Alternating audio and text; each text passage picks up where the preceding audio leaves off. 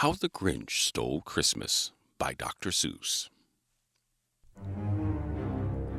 Every Who down in Whoville liked Christmas a lot.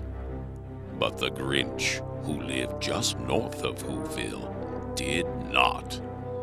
The Grinch hated Christmas, the whole Christmas season. Now, please don't ask why. No one quite knows the reason. It could be that his head wasn't screwed on quite right. It could be, perhaps, that his shoes were too tight. But I think the most likely reason of all may have been that his heart was 2 sizes too small. But whatever the reason, his heart or his shoes, he stood there on Christmas Eve, hating the Whos, staring down from his cave with a sour, grinchy frown at the warm lighted windows below in their town. For he knew every Who down in Whoville beneath was busy now, hanging a mistletoe wreath.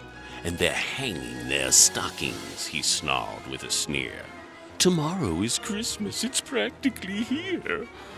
Then he growled with his Grinch fingers nervously drumming.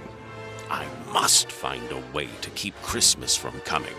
For tomorrow, he knew, all the Who girls and boys would wake up bright and early. They'd rush for their toys. And then, oh, the noise. Oh, the noise, noise, noise, noise. That's one thing he hated. The noise, noise, noise, noise. Then the Whos, young and old, would sit down to a feast.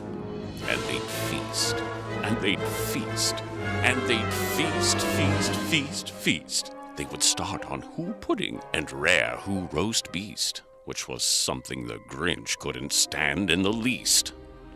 And then they'd do something he liked least of all.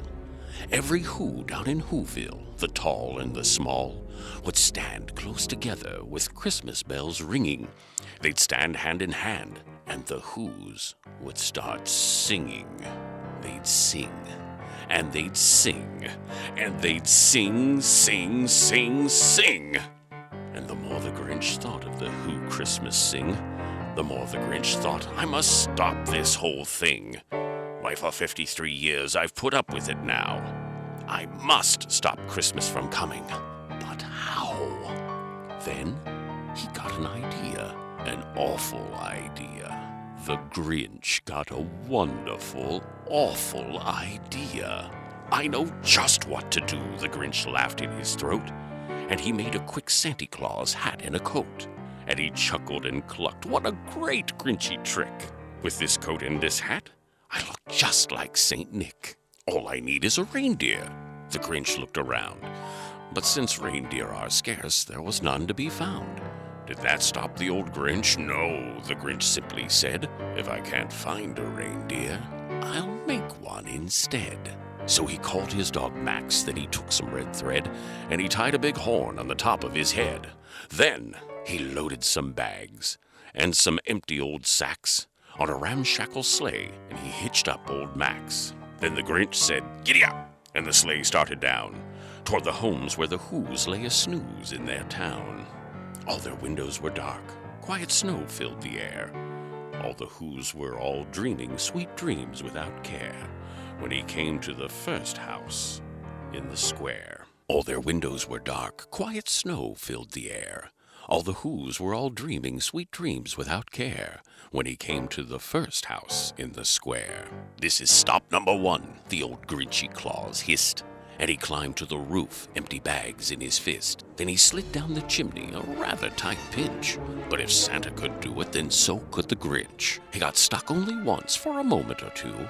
Then he stuck his head out of the fireplace flue, where the little Who stockings all hung in a row.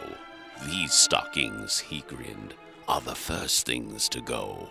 Then he slithered and slunk with a smile most unpleasant around the whole room, and he took every present, pop guns and bicycles, roller skates, drums, checkerboards, tricycles, popcorn, and plums, and he stuffed them in bags. Then the Grinch very nimbly stuffed all the bags one by one up the chimney.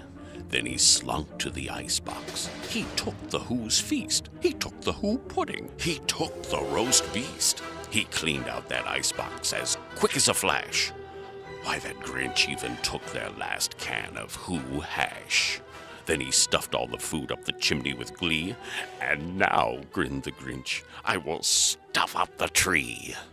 And the Grinch grabbed the tree, and he started to shove, when he heard a small sound like the coo of a dove. He turned around fast, and he saw a small Who, little Cindy Lou who was no more than 2. The Grinch had been caught by this little Who daughter, who'd got out of bed for a cold cup of water. She stared at the Grinch and said, "Santa Claus, why? Why are you taking our Christmas tree? Why?" But you know, that old Grinch was so smart and so slick, he thought up a lie and he thought it up quick. "Why, my sweet little tot," the fake Santa Claus lied, "there's a light on this tree that won't light on one side. So I'm taking it home to my workshop, my dear. I'll fix it up there, then I'll bring it back here." And his fib fooled the child, and he patted her head, and he got her a drink, and he sent her to bed.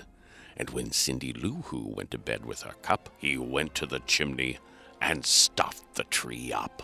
Then the last thing he took was the log for their fire.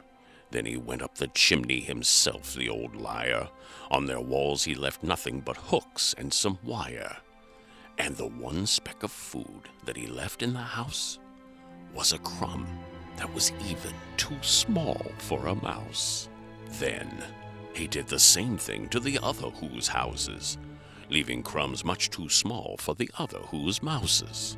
It was 1:15 dawn, all the Who's still abed, all the Who's still a snooze, when he packed up his sled, packed it up with their presents, their ribbons, their wrappings, the tags and the tinsel, the trimmings, the trappings. 3,000 feet up the side of Mount Crumpet, he rode to the tip-top to dump it. "Pooh, pooh, to the Who's," he was Grinchishly humming. "They're just finding out now that no Christmas is coming. They're just waking up, I know just what they'll do. Their mouths will hang open a minute or two. Then all the Who's down in Whoville will all cry, boo-hoo-hoo." "That's a noise," grinned the Grinch, "that I simply must hear." So he paused, and the Grinch put a hand to his ear, and he did hear a sound rising over the snow. It started in low, then it started to grow. But the sound wasn't sad. Why, this sound sounded merry. It couldn't be so. But it was merry. Very. He stared down at Whoville. The Grinch popped his eyes. Then he shook. What he saw was a shocking surprise. Every Who down in Whoville, the tall and the small, was singing without any presents at all. He hadn't stopped Christmas from coming. It came. Somehow or another, it came just the same. And the Grinch, with his Grinch feet ice cold in the snow, stood puzzling and puzzling. How could it be so? It came without ribbons. It came without tags. It came without packages, boxes, or bags. And he puzzled 3 hours till his puzzler was sore. Then the Grinch thought of something he hadn't before. Maybe Christmas, he thought, doesn't come from a store. Maybe Christmas, perhaps, means a little bit more. And what happened then? Well, in Whoville they say that the Grinch's small heart grew 3 sizes that day. And the minute his heart didn't feel quite so tight, he whizzed with his load through the bright morning light, and he brought back the toys and the food for the feast, and he himself, the Grinch, carved the roast beast.